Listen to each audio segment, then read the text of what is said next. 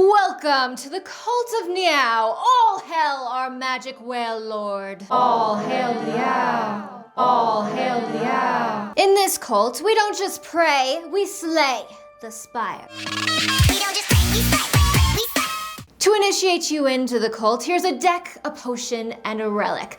Now go forth and slay that spire. Today we're talking about Slay the Spire. This game has some serious culty vibes, and who doesn't love a good cult? If you've never played the Spire, I warn you, once you play, there is no turning back. Once you begin the path, there is no leaving the path. One run is never one run. Once you join the cult, you can never leave the cult. Are you sure you're ready for that? I guess so. Neat. We'll start tomorrow. I'm Panderage. I'm not a gamer yet, just a girl trying to survive her husband's 200+ game Steam library. Relationship side quest accepted. We're now on to game 3 of my challenge. Slay the Spire is a deck building roguelike that has gripped the gaming nation. Roguelike means you're given one life to make your way through a dungeon, map, or spire. Sounds fun, right? The goal is simple, just climb a spire. What spire, you may ask? Don't worry, there are no dumb questions in this cult. No, you are so dumb. You are really dumb. This spire, of course. According to the Oxford Dictionary, a spire is a tapering conical or pyramidical structure on the top of a building, typically a church tower. And I guess it's conical. Point is, it's chock full of monsters and mysteries. And it's your job to slay it using a deck of attacks and abilities handily organized into card form for your deck building pleasure. Every card, every battle, every choice matters. When you first start the game, your only character option is the Ironclad. The last remaining soldier of the Ironclads, he sold his soul to harness demonic energies. And demonic energies he doth use. This dude is tanky, as his starter relic ensures that you can easily recover minor health point loss. The Ironclad and his Burning Blood relic is easily my favorite, as I am always in dire need of extra HP. As you cut your way up the spire, you can unlock 3 other characters, Silent, Defect, and Watcher. Each has their own unique cards featuring new attack abilities and different ways to play the game. Your run will consist of 3 main acts, the Exordium, the City, and the Beyond. Supposedly, there's an optional 4th act known as the Ending or Act 4 that can be accessed by collecting 3 special keys throughout the run. I haven't actually gone that far yet. See, a multitude of misunderstandings and misfortunes has made mastering the mysterious mount of monsters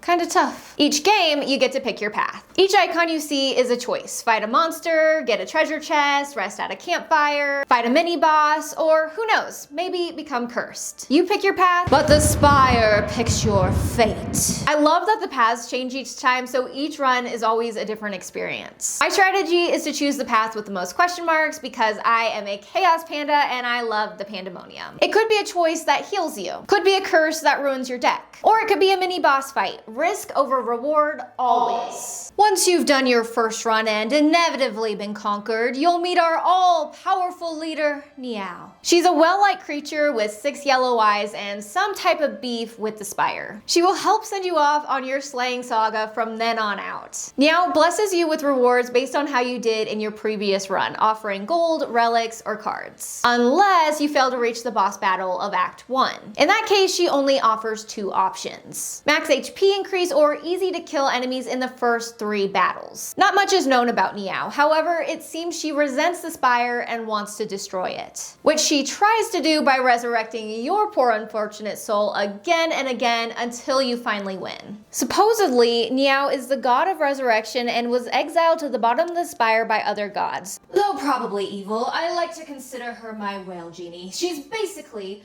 my fairy godmother. Relics though, I always choose the relics because they're so much fun. They're permanent items that provide a bonus for the rest of the run. You can get them from a mysterious event, buy them, or win them after an elite boss fight. There is one relic that I absolutely despise that Niao gave me at the start of one of my runs. The coffee dripper. Gain 1 energy at the start of each turn. Sounds great, except for you can no longer rest at rest sites, which I always end up relying on when I inevitably mess up and take too much damage. Happy to be proven wrong in the comments. Have you had any success with this relic? Because to me, it feels like a curse. If I wasn't always needing to heal, I'd prefer to discard my junk cards and upgrade my cards at the rest site. Upgrading your card and deck is an important part of the turn-based game, as I've come to find out. When fighting monsters, you take turns choosing cards depending on the amount of energy that you have to spend. Some cards require 0 energy, which is great when I remember to use them. Of course, I always choose the Rage card because, well, I'm Panda Rage. There is one card that is my absolute favorite and is probably the only reason that I've ever made it to Act 3. The card is called Apparition, and it's a special card that can only be obtained from a specific event. So don't expect to see it too often. It reduces all damage and HP loss you take to 1. And you get 5 of these cards. Strategically choosing cards to best utilize your energy is a very important skill that I still struggle with.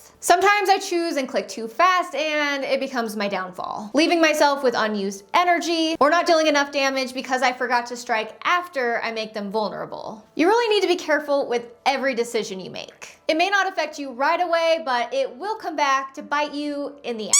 One of my favorite parts of the game is selecting a question mark and it ends up being an event. These are a fun storyline where something happens and there's usually a choice you have to make that could either be good or could result in you being cursed. These curses and other status effects can manifest as cards in your deck that can produce debuffs or just take up valuable hand space. Still worth it though. Besides the fun of the unknown, the treasure chests are another favorite part. They give you gold, cards, relics. Who doesn't love treasure?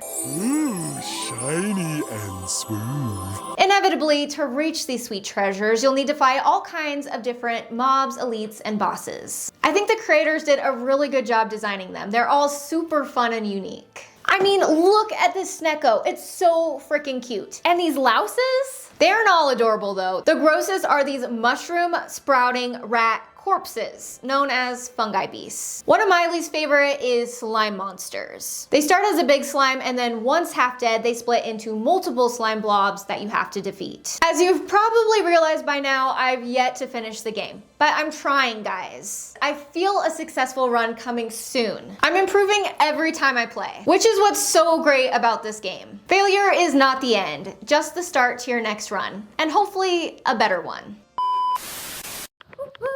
I did it, I did it, I did it. Look at that. I did it! It took me a completely normal, average amount of time to complete it. See, completely average. And thank you for playing. How cute is that?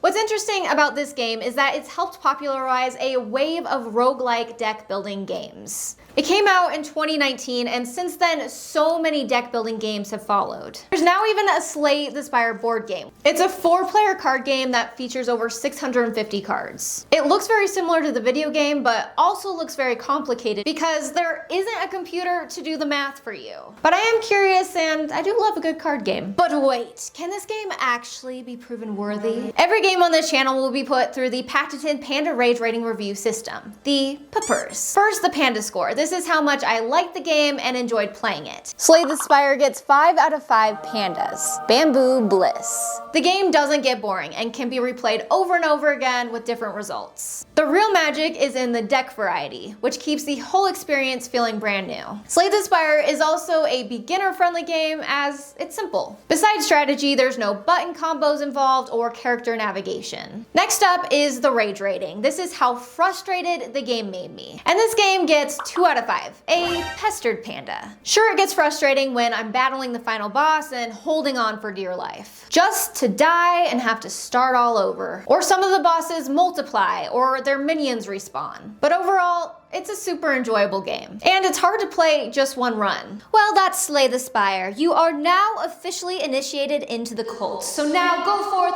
and slay that spire.